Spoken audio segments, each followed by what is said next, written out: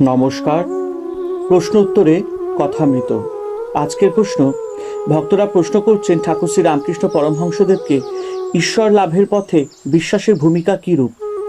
এই প্রশ্নের উত্তরে ঠাকুর শ্রী রামকৃষ্ণ পরমহংসদেব বলছেন, বিশ্বাস আর ভক্তি চাই। বিশ্বাসের কত জোর শোনো। একজন লঙ্কা থেকে সমুদ্র পার হবে, বিভীষণ বললে এই জিনিসটি কাপড়ের খুঁটে বেঁধে লাও, তাহলে নির্বিঘ্নে চলে যাবে, জলের উপর দিয়ে চলে যেতে পারবে। কিন্তু খুলে দেখো না, খুলে দেখতে গেলেই ডুবে যাবে। সে লোকটা সমুদ্রের উপর দিয়ে বেশ চলে যাচ্ছিল। বিশ্বাসের এমন জোর।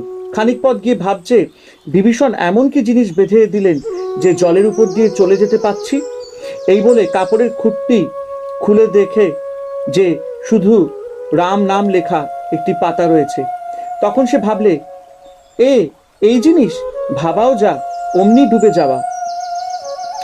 কথায় বলে, হনুমানের রাম নামে এত বিশ্বাস যে বিশ্বাসের গুণে সাগর লঙ্ঘন করলে, কিন্তু স্বয়ং রামের সাগর বাঁধতে হলো।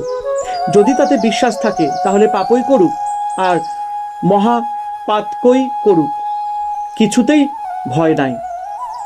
এই বলিয়া ঠাকুর শ্রী রামকৃষ্ণ ভক্তের ভাব আরোপ করিয়া ভাবে মাতোয়ারা হইয়া বিশ্বাসের মাহাত্ম্য গাইতেছেন। আমি দুর্গা দুর্গা বলে মা যদি মরি, আখেরে এদিনে না তোরে কেমনে জানা যাবে গো শঙ্করী। চিত্ত তদগত হওয়া, তাতে খুব ভালোবাসা। সুধার হৃদ কিনা অমৃতের হৃদ, ওতে ডুবলে মানুষ মরে না, অমর হয়। কেউ কেউ মনে করে বেশি ঈশ্বর ঈশ্বর করলে মাথা খারাপ হয়ে যায়। তা নয়, এ যে সুধার হৃদ, অমৃতের সাগর, বেদে তাকে অমৃত বলেছে। এতে ডুবে গেলে মরে না, অমর হয়। একজনের একটি মেয়ে ছিল, খুব অল্প বয়সে মেয়েটি বিধবা হয়ে গিয়েছিল। স্বামীর মুখ কখনো দেখে নাই, অন্য মেয়ের স্বামী আসে দেখে। সে একদিন বললে, বাবা আমার স্বামী কই? তার বাবা বললে, গোবিন্দ তোমার স্বামী, তাকে ডাকলে তিনি দেখা দেন। মেয়েটি ওই কথা শুনে ঘরে দাঁড় দিয়ে গোবিন্দকে ডাকে আর কাঁদে, বলে, গোবিন্দ তুমি এসো, আমাকে দেখা দাও, তুমি কেন আসছো না? ছোট্ট মেয়েটি সেই কান্না শুনে ঠাকুর থাকতে পারলেন না, তাকে দেখা দিলেন। বালকের মতো বিশ্বাস।